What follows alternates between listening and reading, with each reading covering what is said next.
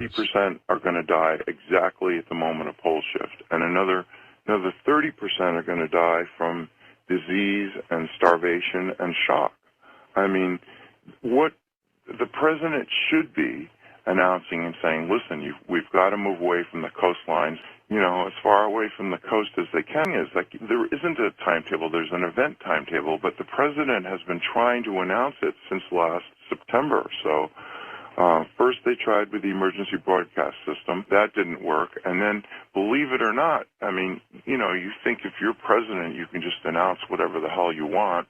And no, you can't, because there are people, the elite and the rich and the powerful, don't want you to stop going to your job. I mean, if they announced the whole truth, do you think anyone would show up for their job? Now, I live on a mountaintop in the middle of the Maine coast because Maine was held down by glaciers. And it's slowly rising, so once the crust comes free of the core, it's just going to pop up another 500 feet. So I'll be doing fine with a 600-foot tidal wave. But Florida, that's actually going to sink. The UK, that's going to sink. Japan is going to sink. So a lot of places, it isn't just a matter of a 600-foot tidal wave. And then, of course, all the ice in the whole world is in the wrong place, so that's going to melt.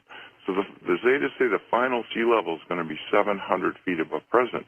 So the president isn't going to say what's going to happen. He's going to say there's a planet in between the Earth and the Sun, that he would turn it over to NASA, which would say, yes, there's a rogue planet, but we were prohibited by national security, but don't worry about it. Go back to sleep. If anything's going to happen, we'll tell you. And then maybe they turn it over to NOAA, which is saying, well, this huge Earth wobble is what's causing all this weather. They're never going to admit that global warming and climate change were a lie, because can you imagine the lawsuits? It would bring the whole world to a halt, because how many hundreds of billions of dollars have been spent on reducing fossil fuels? And, the thing is Planet X is roiling the magma, so the magma's circulating closer to the bottom of the crust, so the seafloors are warming, and the ice is melting from underneath. But the actual truth is the Arctic just had one of the coldest winters in years, and the amount of ice that formed this winter in the Arctic is unbelievable. Antarctica has been gaining ice. The top of the Himalayas and a lot of these glaciers are gaining ice. So this whole global warming thing, they're never going to use that phrase again. They would rather die than say global warming.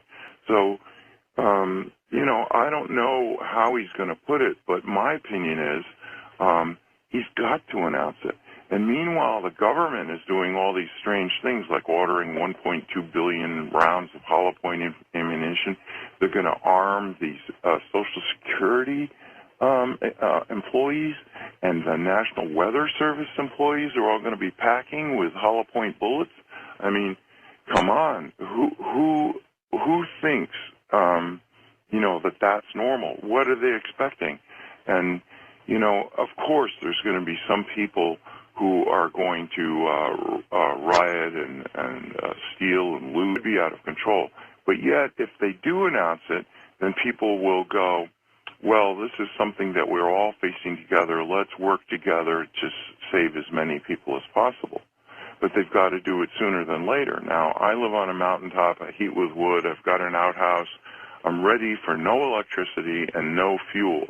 I live in a forest. I've got wood all around me. So, my theory is if you're ready for pole shift today, then you're going to be ready for it whenever else you can. But if you notice, around the world, the economy has not been getting better, regardless of what they're saying. And people are realizing every day that everything they've worked for all their lives is coming to naught. And hopefully people will say, well, really, what is important? And they'll realize, every time you see a disaster, you see people say, well, I lost everything, but, at least we all survived. And, that's what's important. And people are going to start realizing, well, maybe people are more important than possessions. See, that's the thing. There isn't a timetable, and that's the number one question everyone asks. Well, when is this going to happen? But the thing is it could happen at any time. The only country that's taken any provision is China, which has built these ghost cities because, and remember I had said that the southeastern China plate was going to be sinking. Well, Jakarta, Indonesia, parts of it are 85 feet below sea level.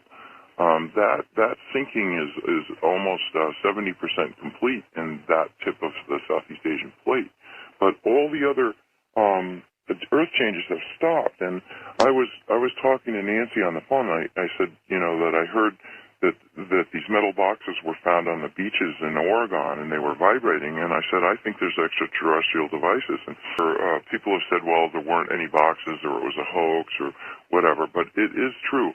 On all the faults of the Earth, there are tens of thousands of these boxes vibrating, and what they're doing is, instead of letting the movement of the plates, because the roiling of the magma deep in the core of the Earth is causing these quakes and these other shifts, the north end of South America is going to move to the west, the north end of Africa is going to move to the east, the Atlantic is going to get wider, the Pacific is going to get narrower.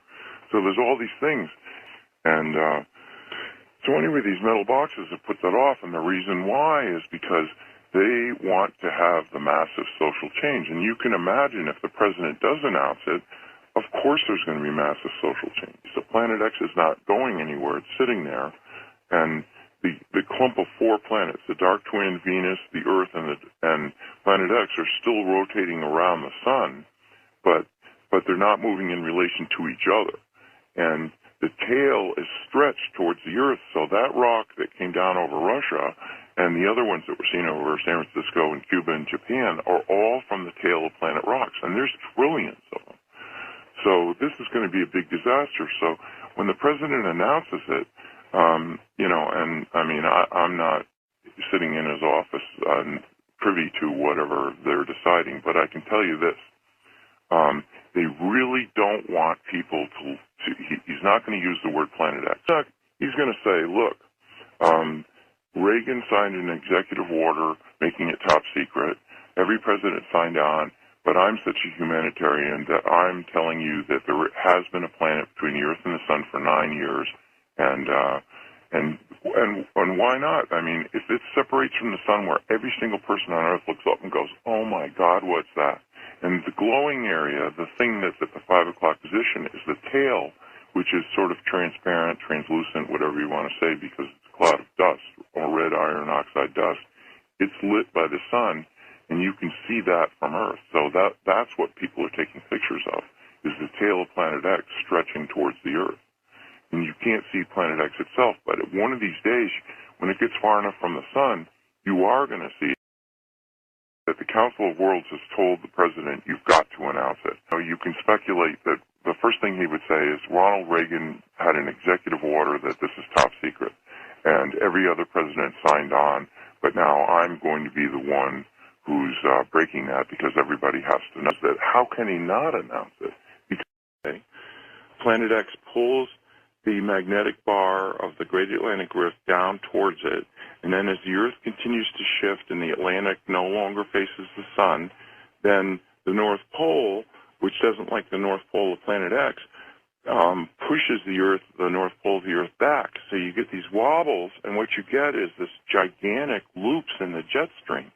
So normally the jet stream moves from west to east, but now if you notice these weather maps, and why wouldn't you with all these big storms? So everybody's more interested in the weather than ever because it's really can be life or death. And what you get is these giant arcs of cold air coming down from the Arctic. And 30 miles to the east, you've got this giant arc of tropical air coming up from the Caribbean. And you've got this clash or fronts that makes these gigantic storms. I mean, look at Hurricane Sandy.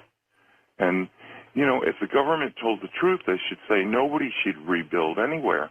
But it's just like Katrina in New Orleans. People are saying, well, we're going to bring it back, and it's going to be so meaningful, and we're going to have Seaside Heights, New Jersey, ready for the tourist season. And, but the truth is nobody should be there now at all because this is right in the danger zone. They should be saying, well, we're going to move anyone that wants to go from the coast. And that's the interesting thing. The Zetas have said even when this is announced, probably only as much as 60%, but no more than that, are going to go, oh, my God, we've got to go to safety. And the rest are going to go, well, I really don't want to change anything, so I'm going to keep going to work. And if a tidal wave washes over me, then that's it. I'll just die.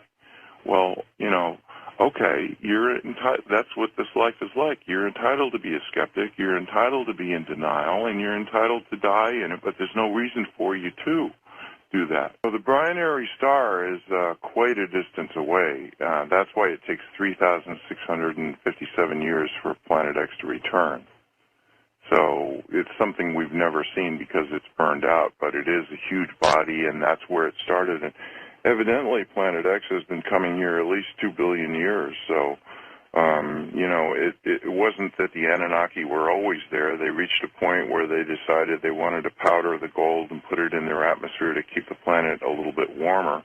It's got giant hot magma in its core, and it's got water, which has the highest specific heat of any substance in the universe, so it holds heat.